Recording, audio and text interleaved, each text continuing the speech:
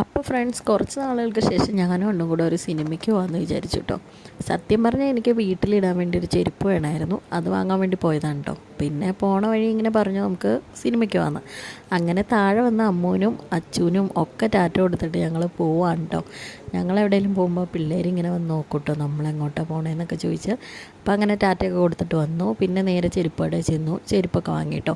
ഞങ്ങളങ്ങനെ നേരെ മാളിലേക്ക് പോയപ്പോൾ ഞങ്ങളിന്ന് വളരെ നേരത്തെയായിരുന്നു എത്തിയിരുന്നത്. സാധാരണ എന്നും സിനിമ തുടങ്ങിയിട്ടാണ് ഞങ്ങൾ എത്തൽ. അപ്പോൾ ഇന്ന് ചെന്ന് കഴിഞ്ഞപ്പോൾ 9:30ക്കാണ് സിനിമയുള്ളൂ എന്ന് പറഞ്ഞു.